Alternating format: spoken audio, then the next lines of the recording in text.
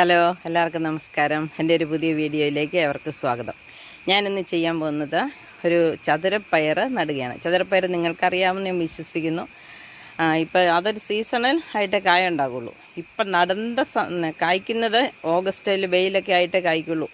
ഓണമൊക്കെ കഴിഞ്ഞ് നല്ല തെളിഞ്ഞ അന്തരീക്ഷം വരുമ്പോഴേ അതിൽ കായ ഉണ്ടാകാറുള്ളൂ. പക്ഷെ അത് നടുന്നത് നേരത്തെ നടണം. നന്നായിട്ട് പന്തലേ കയറി പടർന്നു കഴിയുമ്പോഴത്തേനും പിന്നെ തുലാമാസമാണ്. തുലാമാസത്തിലാണ് ചതുരപ്പയർ കായ്ക്കുന്നത്. ഇത് പ്രോട്ടീനാൽ സമ്പുഷ്ടമാണ്. അതിൻ്റെ വിത്ത് കുരു മാത്രമല്ല, കായുടെ എല്ലാ ഭാഗങ്ങളും പ്രോട്ടീൻ സമ്പുഷ്ടമാണ്.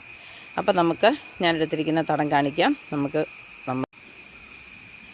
ഇതാണ് തടവെടുത്തിരിക്കുന്നത്. തടവെടുത്ത് അത്യാവശ്യം കണ്ടോ, മണ്ണൊക്കെ ഒഴുകിപ്പോകാതെ ചുറ്റും എടുത്തിട്ടുണ്ട്. ഇനി ഞാനിതിനകത്ത് അടിവളമായിട്ട് ചാണകമാണ് ഇട്ട് കൊടുക്കാൻ പോകുന്നത്. അപ്പം നമ്മളിത് ജൂൺ മാസത്തിൽ നട്ടാൽ മതി. അതല്ലെങ്കിൽ ജൂലൈയിൽ നട്ടാലും, പക്ഷേ ജൂലൈയിൽ ഭയങ്കര മഴയായിരിക്കും. കർക്കിടകത്തിൽ നടാൻ നമുക്ക് ഒക്കില്ല. പിന്നെ നമ്മൾ ഓഗസ്റ്റിൽ നട്ടാൽ പോരാ, നന്നായിട്ട് അതിന് മുമ്പ് തന്നെ ഇത് പടർന്ന് പന്തലിച്ചിരിക്കണം. എന്നാലേ നല്ല കായ ഉണ്ടാകുള്ളൂ. വെയിൽ തെളിയുമ്പോൾ തന്നെ നേരത്തെ നട്ട് സംരക്ഷിക്കണം. പക്ഷെ അല്ലാതെ ഒരു കമ്പ് ഇങ്ങ് വരുമ്പോൾ തന്നെ അല്ല പയറും പാവലും ഒക്കെ കായ്ക്കുന്ന പോലെ ആദ്യം തന്നെ വള്ളിയിൽ ഇത് കായ്ക്കില്ല. ഇത് മുന്തിരിയുടെയൊക്കെ കാര്യം പറഞ്ഞ പോലെ നന്നായിട്ട് പടർന്ന് പന്തലിച്ച് കഴിഞ്ഞിട്ട് പിന്നെ നമുക്കത് വേനൽ വരെ അതിൻ്റെ കാ കിട്ടിക്കൊണ്ടിരിക്കും. അപ്പം ഞാൻ അടിവളം ഇട്ട് മൂടി. ഇനി ഞാനിവിടെ 4 കായ്കളാണ് എടുത്തിട്ടുള്ളത്. ഇതാണ് ചതുരപ്പയറിൻ്റെ വിത്ത്.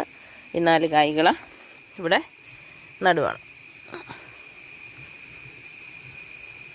അപ്പം ഞാൻ മണ്ണിട്ട് ഇച്ചിരി പൊക്കിൽ എന്തിനാന്ന് വെച്ചാൽ, ഞാൻ ഈ തടവെടുത്ത് തടത്തിൽ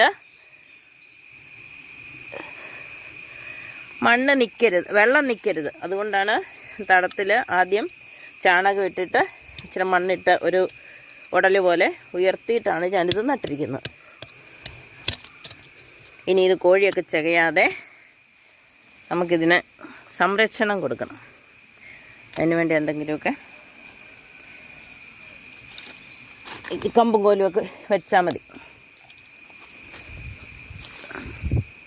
ഇനി ഇതിൻ്റെ മുകളിൽ കിളിർത്ത് വന്ന് കഴിയുമ്പോൾ നമുക്ക് ചൂട്ടും കൂടി ഇട്ട് കൊടുക്കാം. പിന്നെ ഈ തടത്തിലിടയ്ക്ക് വളമിട്ട് കൊടുക്കണം. പിന്നെ മുളച്ച് വളർന്ന് നീണ്ടു വരുന്നതിനനുസരിച്ച് പന്തലും ഇട്ട് കൊടുക്കണം. അപ്പം നമുക്ക്